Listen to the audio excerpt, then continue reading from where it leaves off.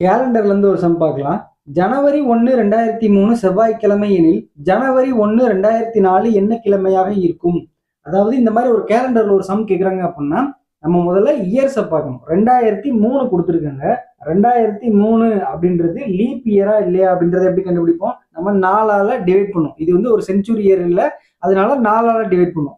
4ஆல divide பண்ணோம் அப்படின்னா நமக்கு எந்த ஒரு மீதியும் இல்லாம டிவைட் ஆச்சு அப்படின்னா அது வந்துட்டு நமக்கு லீப் இயர்னு சொல்லுவாங்க. சப்போஸ் அதுல மீதி ஏதாவது இருக்கு அப்படின்னா அதை வந்து நான் லீப் இயர்னு சொல்லுவாங்க.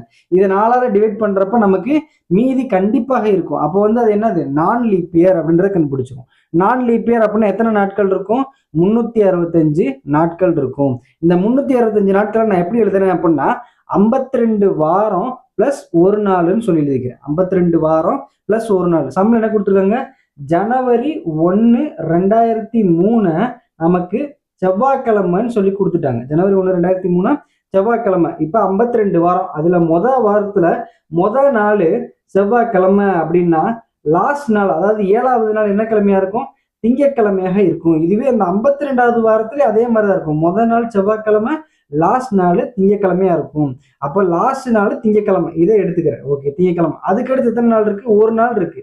ஒரு நாள் அப்ப செவ்வாய்க்கிழமை அப்படி சொல்லி கிடைச்சிருச்சா? அப்ப இதோட இந்த வருஷம் முடிஞ்சிருச்சு. எந்த வருஷம்? 2003 அப்படின்றது முடிஞ்சிருச்சு. நமக்கு என்ன கேட்டிருக்காங்க?